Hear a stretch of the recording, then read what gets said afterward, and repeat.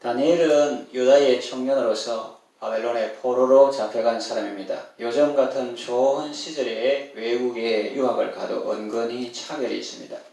유색인종이라 차별하고 자기 나라 말 못한다고 차별합니다. 평상시에도 이러한데 하물며 나라가 망하고 적국에 끌려간 청년의 삶이 어떠했겠습니까? 그런데 본문을 보면 놀랍습니다. 그런 어려운 형편, 열악한 환경, 적대적인 환경 속에서도 원망 불평하지 아니하고 감사하는 사람이 있습니다. 바로 다니엘이죠. 도대체 그의 감사는 어떤 감사일까요? 첫째는 상황을 초월한 감사입니다. 다니엘은 유다에서 바벨론으로 포로로 잡혀온 사람입니다.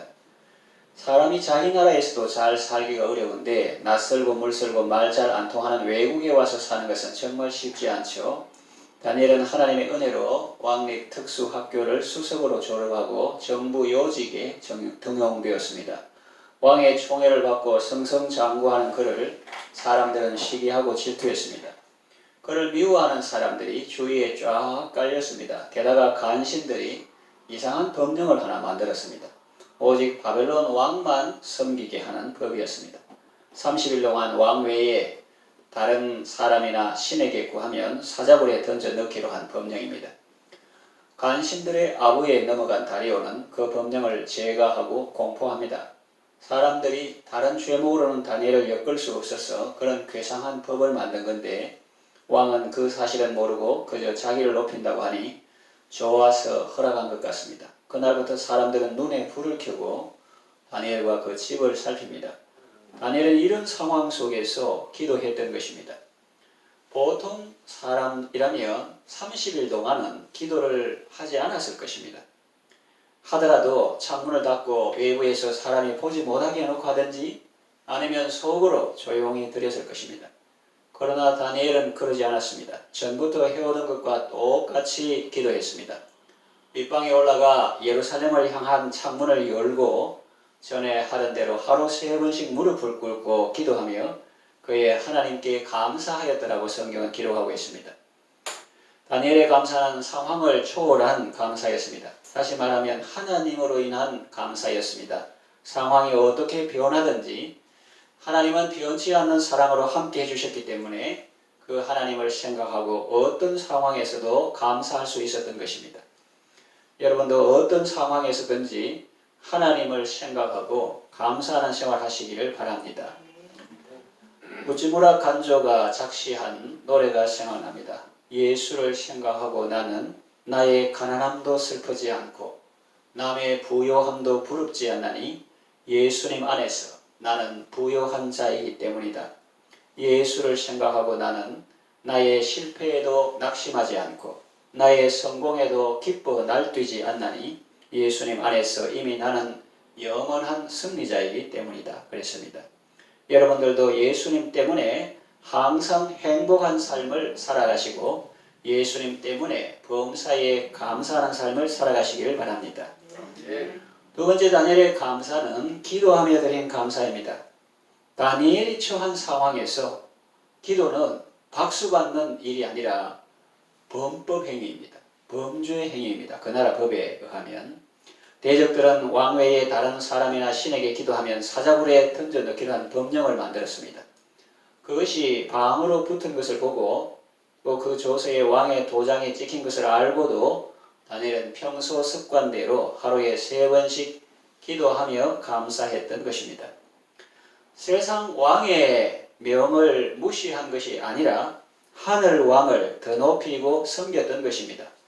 기도하는 것이 죄라면 죄를 짓더라도 기도는 해야겠다는 것입니다. 여러분의 기도 생활은 어떻습니까? 세상 임금이, 세상 권세가 자기만 섬기라고 할 때 여러분은 어떻게 하시겠습니까? 천황을 섬기라, 수령을 섬기라, 주석을 섬기라. 이런 것 지금 다 있죠.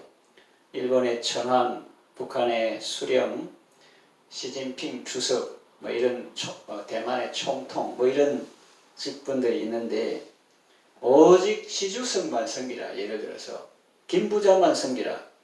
그리고 다른 것은 섬기지 말라고 할 때 여러분은 어떻게 하시겠습니까? 하나님을 섬기면 벌을 주고 불이익을 주겠다고 할 때 여러분은 어떻게 하시겠습니까? 그런 때에도 변함없이 주를 섬기시기 바랍니다. 전에 하던 대로 기도를 계속 하시길 바랍니다. 다니엘의 감사는 기도하며 드린 감사였습니다. 데살로니가전서 5장 16절에서 18절을 보면 기쁨과 기도와 감사는 서로 밀접한 관계가 있음을 알 수 있습니다. 범사에 감사하는 삶을 살려면 쉬지 말고 기도하는 삶을 살아야 합니다. 기도할 때 하나님께서 깨달음을 주시고 사건을 바로 해석할 수 있는 지혜를 주시고 또 그 관점에서 사건을 바라볼 때 감사할 수 있게 되는 것입니다. 우리가 기도할 때 하나님은 우리의 영혼을 하나님의 보좌 옆으로 인도해 주십니다. 거기서 내려다보면 모든 것이 하나님의 사랑 안에서 아름답게 빛납니다. 주의 사랑 비칠 때의 기쁨 오네 근심 걱정 물러가고 기쁨 오네. 주의 사랑 비칠 때에 이 세상은 아름답고 활기차게 다 변하네. 찬송 가사가 있는데 그렇습니다.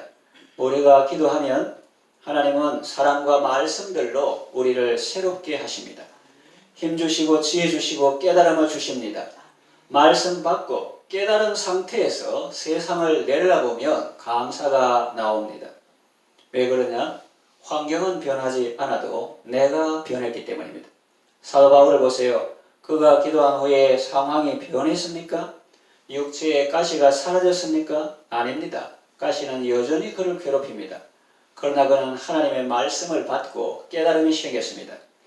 하나님의 은혜가 자신에게 부족한 줄 알았더니 그게 아니고 하나님의 은혜가 자신에게 충분함을 깨닫게 되었습니다. 자신의 약함을 통해서 하나님의 능력이 온전히 나타나게 됨을 알고 오히려 자신의 약함을 자랑하게 되었습니다. 이것이 기도를 통해서 받는 하나님의 은혜입니다. 그래서 기도는 중요한 은혜의 방편 중에 하나라고 하는 것입니다. 여러분은 어떤 어려운 상황 가운데 있다 할지라도 늘 기도를 계속함으로 범사에 감사하는 삶을 살아가시기를 바랍니다. 셋째로 다니엘의 기도는 믿음으로 드린 감사입니다. 다니엘 주변의 상황은 결코 그에게 호의적이지 않습니다. 주변의 사람들도 그에게 호의적이지 않습니다. 무슨 작은 비리라도 털끝만한 비리라도 없을까 하면서 눈에 불을 켜고 그의 동선 전체를 주시하고 있습니다. 이런 상황에서 어떻게 감사할 수 있을까요? 보통 사람은 도저히 못할 것입니다. 그런데 다니엘은 했습니다. 어떻게 그럴 수 있었을까요? 믿음이 있었기 때문입니다.